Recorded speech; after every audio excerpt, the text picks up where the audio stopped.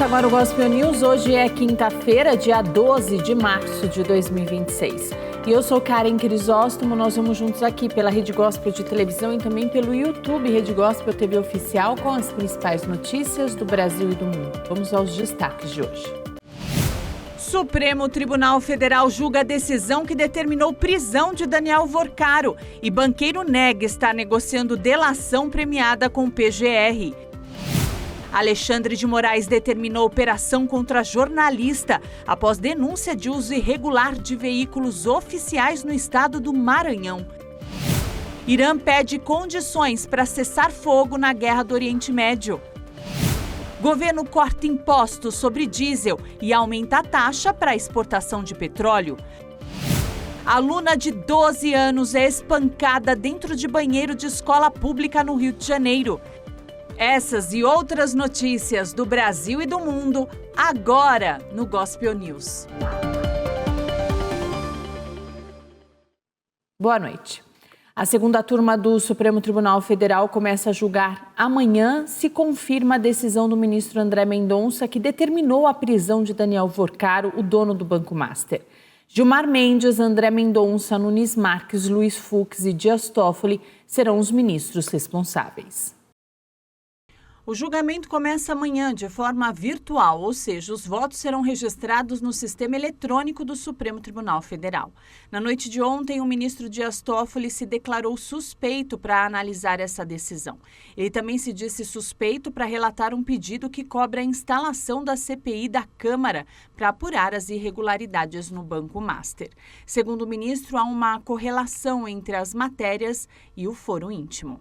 Com essa decisão, o julgamento passa a ter 4 votos. Em casos criminais, um eventual empate favorece o réu. Segundo as investigações, Vorcaro comandava um grupo para monitorar ilegalmente e ameaçar adversários e autoridades. O inquérito apontou que a turma acessou sistemas da Polícia Federal e do Ministério Público para obter informações de interesse do banqueiro. Na manhã de hoje, o ministro Cristiano Zanin negou o pedido apresentado pelo deputado federal Rodrigo Hollenberg para a criação de uma CPI para investigar o Banco Master. Zanin citou defeitos processuais e afirmou que divergência de opiniões deve ser analisada inicialmente no âmbito do próprio Poder Legislativo, ou seja, no Congresso Nacional. A defesa de Daniel Vorcaro negou na manhã de hoje estar negociando com a PGR uma delação premiada. Segundo a nota, a divulgação dessa informação tem o objetivo de prejudicar o exercício da defesa. Ontem, 2 advogados estiveram com Vorcaro no presídio de segurança máxima de Brasília. Segundo informações, o banqueiro pediu livros para ele ler durante o período de detenção. O único livro na cela de Vorcaro é um exemplar da Bíblia.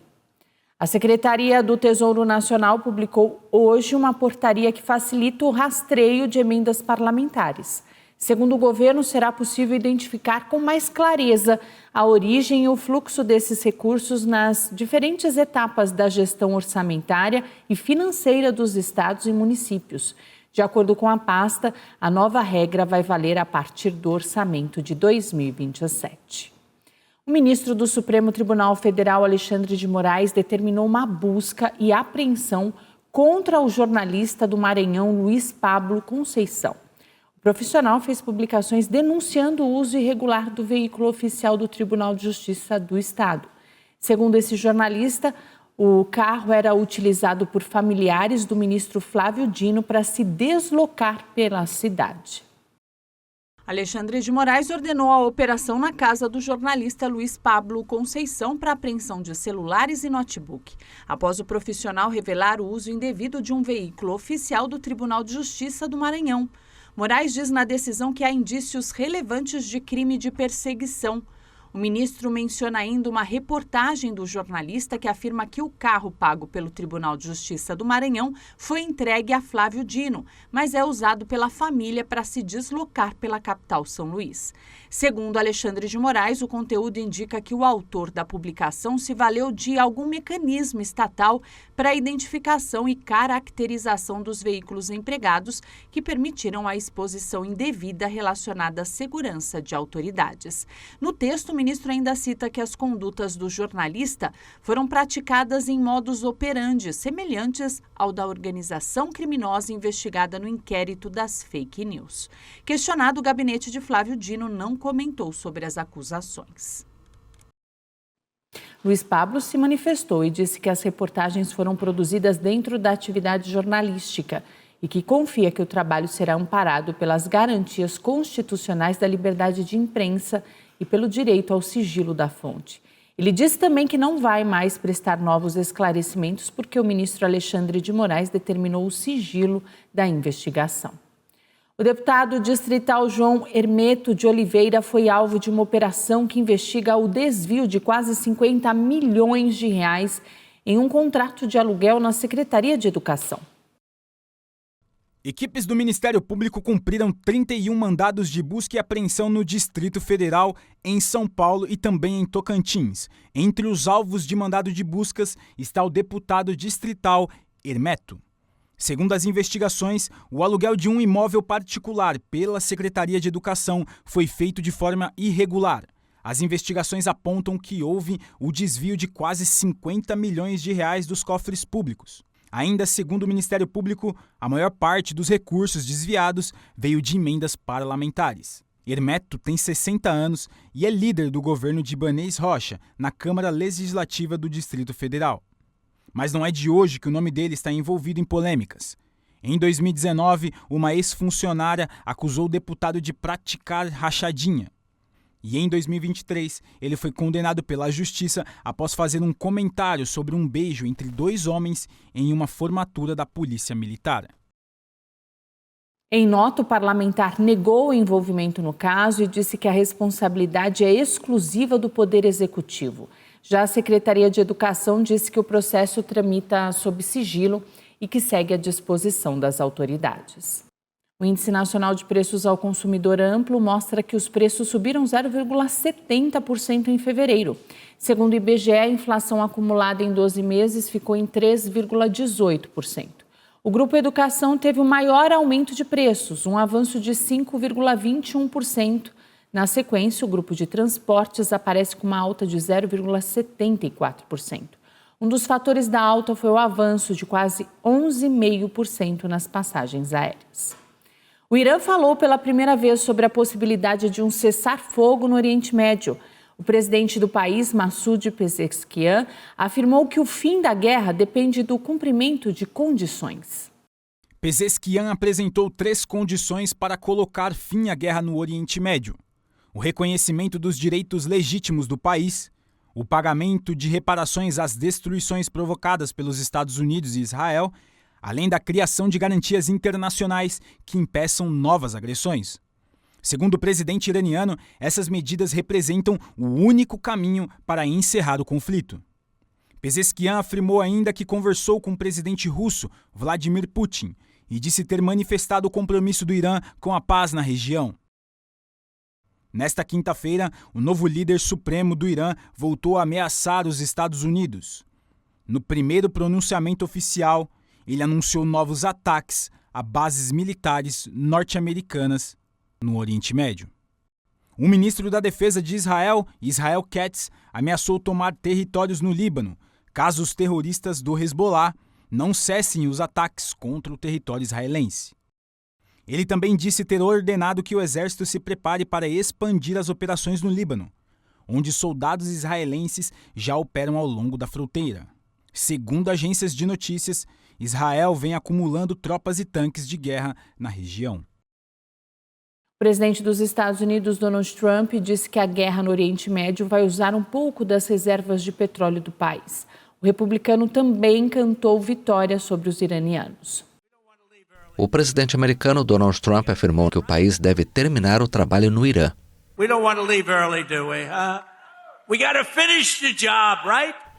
Não queremos sair mais cedo, não é? Temos que terminar o trabalho, certo? Nos últimos 11 dias, nossas forças armadas praticamente destruíram o Irã. A força aérea deles acabou completamente. Isso levou quase 3 horas.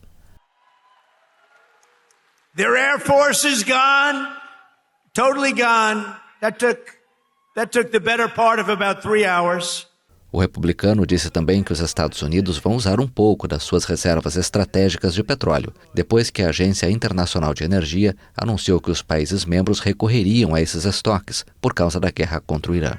Trump voltou a enviar mensagens aparentemente contraditórias ao longo do dia, em Washington e em 2 viagens a redutos eleitorais, enquanto a guerra atingia em cheio o Irã e países da região. Em uma conversa telefônica com o site informativo Axios, ele havia assegurado que praticamente não resta nada para atacar no Irã e que o conflito terminará em breve. Trump também afirmou que o Irã está à beira da derrota na guerra, mas advertiu que as forças americanas poderiam intensificar os ataques a ponto de se tornar quase impossível reconstruir o país. Os 32 países membros da Agência Internacional de Energia decidiram, por unanimidade, liberar 400 milhões de barris de petróleo para conter a alta do preço em todo o mundo. A guerra no Oriente Médio levou a Agência Internacional de Energia a promover a maior liberação de barris de petróleo para o mercado desde que foi criada em 1947. O anúncio foi feito pelo diretor executivo da AIE, o turco Fatih Birol. As a result of the discussions among IEA members. Como resultado das discussões entre os membros da AIE, posso agora anunciar que os países da AIE decidiram por unanimidade lançar a maior liberação de reservas de petróleo de emergência de toda a história de nossa agência. Os países da AIE disponibilizarão 400 milhões de barris de petróleo. IEA countries will be making 400 million barrels of oil available. De acordo com Birol, o objetivo é aliviar os impactos imediatos da perturbação nos mercados. O diretor executivo da AIE ainda afirmou que o mais importante para a retomada de fluxos estáveis de petróleo e gás é a retomada do trânsito pelo Estreito de Hormuz, por onde transitava diariamente cerca de 25% do transporte mundial de petróleo. A via marítima está atualmente sob controle do Irã, que anunciou nesta quarta-feira o ataque contra 2 navios na região. Birol detalhou que as reservas emergenciais serão disponibilizadas ao mercado de acordo com um cronograma adaptado à situação nacional de cada membro e serão complementadas por medidas de emergência adicionais em alguns países. Os membros da AIE detêm mais de 1,2 bilhão de barris em suas reservas de emergência, além de 600 milhões de barris de reservas mantidas pela indústria, em virtude de obrigações governamentais. Esta é a 6ª vez na história que os 32 países membros da agência concordaram com uma liberação coordenada de reservas. Ações semelhantes foram realizadas em 1991, às vésperas da Guerra do Golfo, e em 2005, após os furacões Katrina e Rita, em 2011, durante a Guerra Civil Líbia, e 2 vezes após a invasão russa da Ucrânia em 2022. O vice-ministro das Relações Exteriores do Irã disse hoje que autorizou navios de alguns países a cruzarem o Estreito de Hormuz. Segundo ele, as nações que participaram dos ataques contra o país não devem se beneficiar do acordo. E aqui no Brasil, os preços do óleo diesel subiram mais de 7% nos primeiros dias do mês. O levantamento foi feito com dados de 21 mil postos no país. O diesel S10 subiu de R$ 6,22 para R$ 6,70. Já o diesel comum avançou de R$ 6,44 para pouco mais de R$ 6,50. A Petrobras ainda não anunciou reajustes nos preços dos combustíveis. E na manhã de hoje, o governo do Brasil anunciou que não vai cobrar impostos sobre o diesel e que vai taxar a exportação de petróleo. Em conversa com jornalistas, o presidente Lula disse que a medida é uma reparação causada pela irresponsabilidade das guerras. O presidente Lula convocou jornalistas para uma coletiva de imprensa no Palácio do Planalto, na manhã de hoje, para assinatura de decretos. Entre os textos assinados estão o que zera as alíquotas de PIS e COFINS sobre o diesel para importação e comercialização e também o aumento de imposto de exportação sobre o petróleo.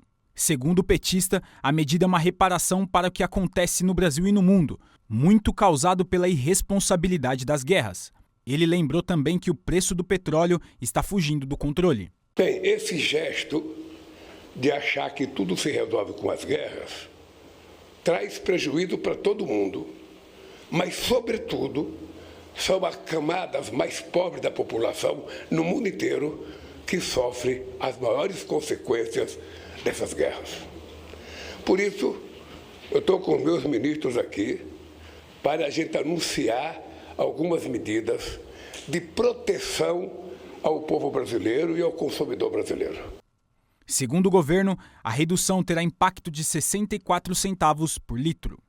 Sobre o aumento de imposto e exportação sobre o petróleo em 12%, o ministro da Fazenda, Fernando Haddad, disse que o produtor não pode ser favorecido pela guerra.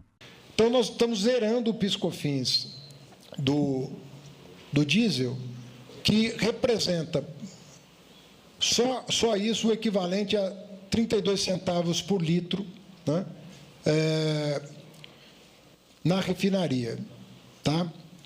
A segunda medida que nós estamos tratando é um complemento a esses 32 centavos, que é 30 centavos por litro de subvenção. Então, isso vai direto na refinaria, o equivalente a 30 centavos por litro, chegando a um patamar de 62 centavos, entre renúncia fiscal e subvenção. 32 num caso e 30 no outro.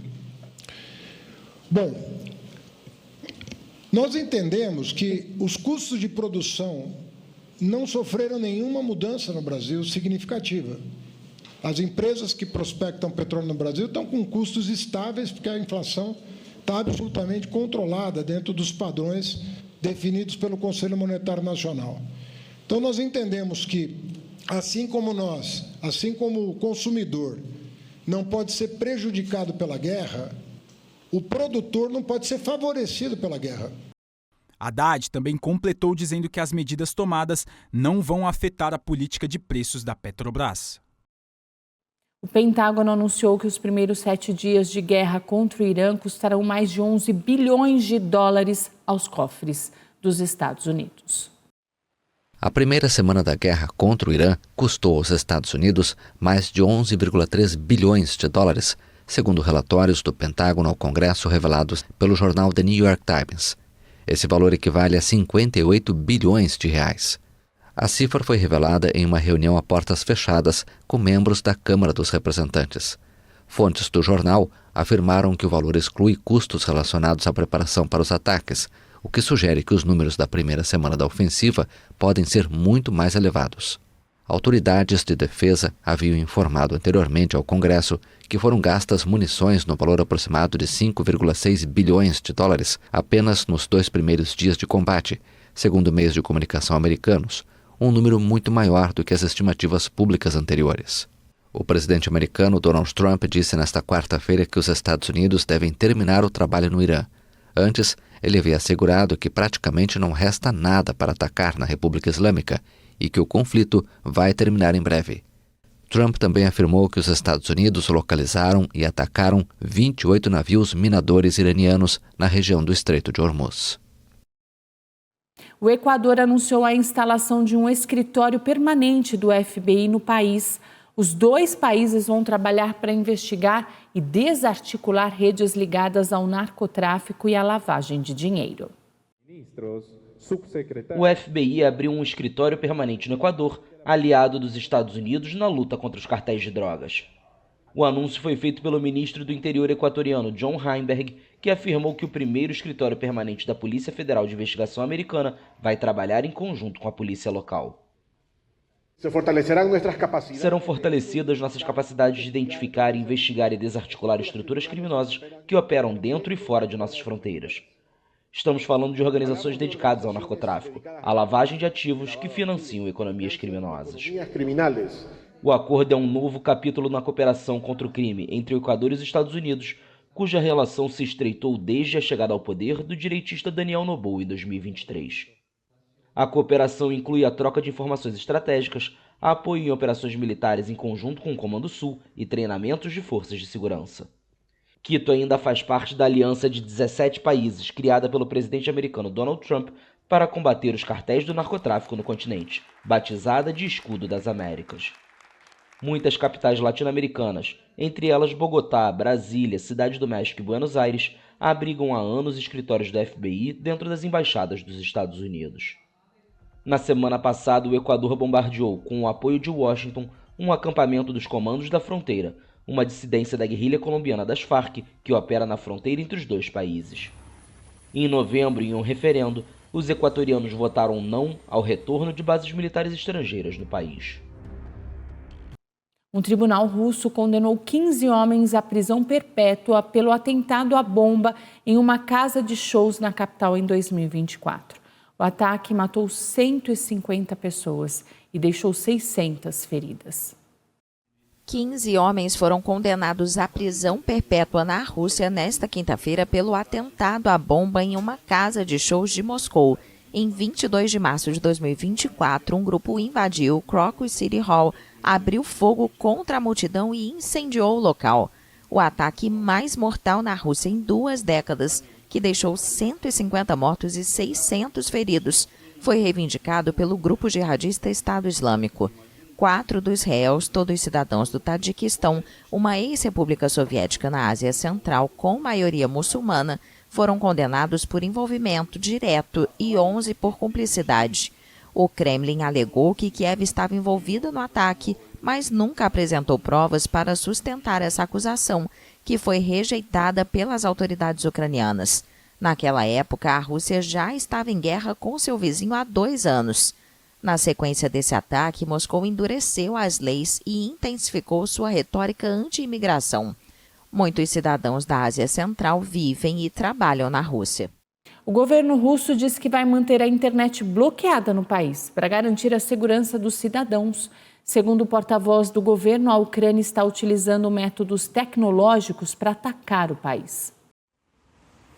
Há vários dias, inúmeros usuários em Moscou e outras regiões da Rússia relatam dificuldades para se conectar à internet por meio de operadoras de telefonia móvel, apenas algumas semanas após a adoção de medidas para limitar o acesso a 2 serviços populares de mensagens. O Kremlin declarou que vai manter as interrupções e os cortes significativos nas conexões de internet.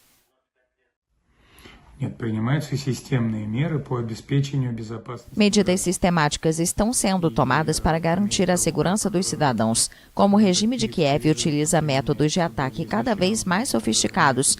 Contramedidas tecnologicamente mais avançadas são necessárias para garantir a segurança dos cidadãos. Essas grandes interrupções e cortes estão causando problemas, especialmente em Moscou, para solicitar táxis ou comida online. O governo estuda adicionar alguns dos sites afetados a listas brancas que compilam sites que devem permanecer operacionais durante os apagões. Nos últimos dias, no centro da cidade, ficou muito mais difícil entrar em contato com as pessoas queridas porque os aplicativos de mensagens não estão funcionando e isso causa muitas dificuldades nas comunicações básicas e simples do dia a dia. É ruim, entendemos que isso provavelmente seja uma necessidade, então toleramos. Acho que assim que a situação na Rússia mudar no geral, tudo mudará para nós, será diferente, será melhor. São os drones, entende? É exclusivamente por causa deles. Quando a guerra terminar, nossos problemas também terminarão, eu espero.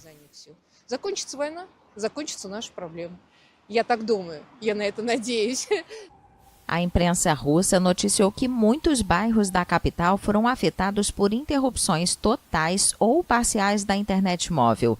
De acordo com o Rod.ru, um site especializado em monitoramento de tecnologia na Rússia, a maioria das reclamações sobre interrupções de rede em Moscou foi registrada no centro da cidade. A capital sofre repetidas interrupções de internet e o serviço às vezes cai para todos os provedores.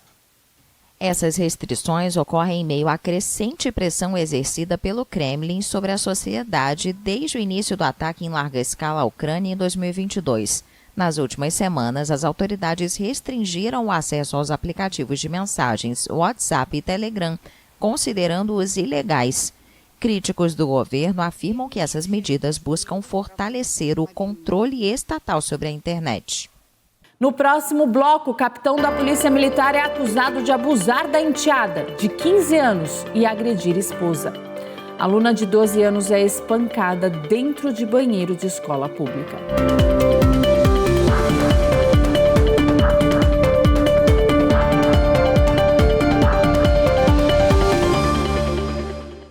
Um adolescente de 16 anos foi apreendido e um jovem de 22 anos foi preso durante o velório da mãe no interior de Cuiabá.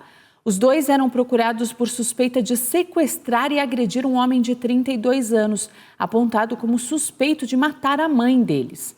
Gábia foi encontrada morta dentro de casa no distrito de Santo Antônio do Fontoura, em São José do Xingu. De acordo com a polícia, ela estava caída no chão da residência com perfurações provocadas por arma branca. Um capitão da Polícia Militar de São Paulo é acusado de abusar e assediar sexualmente a enteada de 15 anos e agredir a esposa. Ele responde aos 2 crimes em liberdade.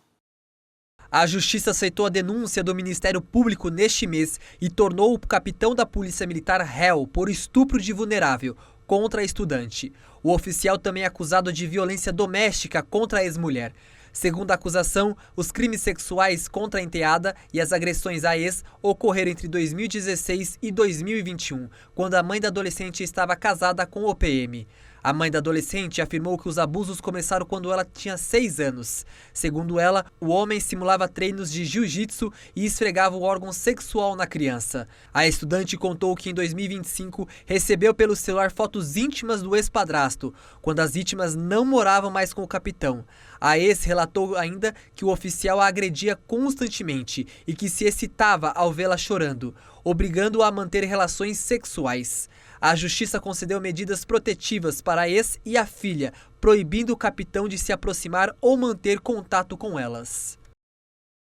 Uma aluna de 12 anos foi agredida por uma colega dentro de uma escola municipal de Bangu, na zona oeste do Rio de Janeiro. Segundo informações, a vítima sofria bullying por conta da aparência. A violência aconteceu no início desta semana na Escola Municipal Professor Júlio Mesquita, em Bangu, no Rio de Janeiro. A vítima foi chamada ao banheiro da unidade por outras alunas e acabou cercada. Segundo informações, a vítima tinha sofrido bullying com ofensas sobre a aparência. De acordo com familiares da criança que sofreu as agressões, a aluna agressora já tinha um histórico de comportamento violento dentro da escola. Em nota, a Secretaria Municipal de Educação informou que repudia qualquer tipo de violência no ambiente escolar e disse que as alunas envolvidas foram transferidas para outras unidades da rede municipal. A seguir, gelo marinho do Ártico atinge um dos níveis mais baixos já registrados.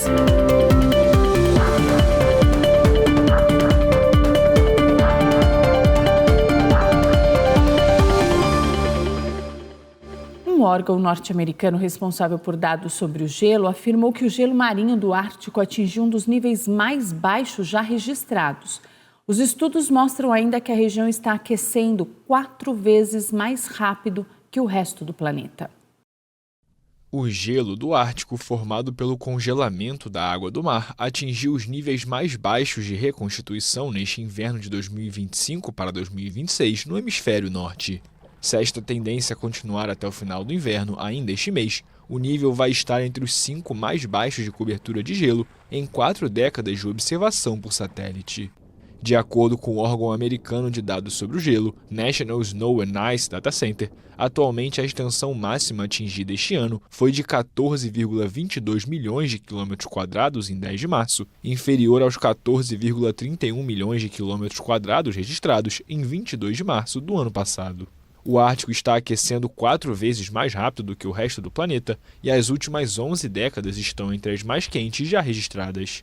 Especialistas alertam que os sinais indicam que estamos caminhando para um planeta superaquecido que vai sofrer danos consideráveis. A insuficiente reconstituição do gelo marinho pode acelerar o derretimento durante o verão, o que afeta diversas espécies como ursos polares e focas, que dependem do gelo para se reproduzir e se alimentar. A diminuição do gelo altera os padrões de vento e mudanças das águas, o que pode contribuir para um maior aquecimento local. A redução do gelo marinho abre novas rotas de navegação e facilita o acesso a recursos minerais, gerando tensões entre potências como a Rússia, os Estados Unidos e o Canadá. Assim, o Ártico tem se tornado uma área estratégica onde há grandes interesses científicos, energéticos e militares. E o Gospel News desta quinta-feira fica por aqui. Eu desejo a todos vocês uma ótima noite. E não esqueça que agora, a partir das 8, a gente tem diretamente do Renascer Hall Sede Internacional a transmissão de uma grande celebração. Hoje nós comemoramos os 40 anos da Igreja Apostólica Renascer em Cristo. Então é um culto de ação de graças muito especial que também marca o início do jejum desse mês de março. A gente vai ceiar na presença do Senhor e temos muito a agradecer a esse legado chamado Renascer em Cristo. O culto acontece no Renascer Hall Sede Internacional com transmissão para todas as igrejas Renascer em Cristo, aqui na Rede Gospel de televisão, Rádio Gospel FM e todas as nossas mídias sociais. A todos uma ótima noite e fique com essa celebração em gratidão. Uma boa noite e até amanhã.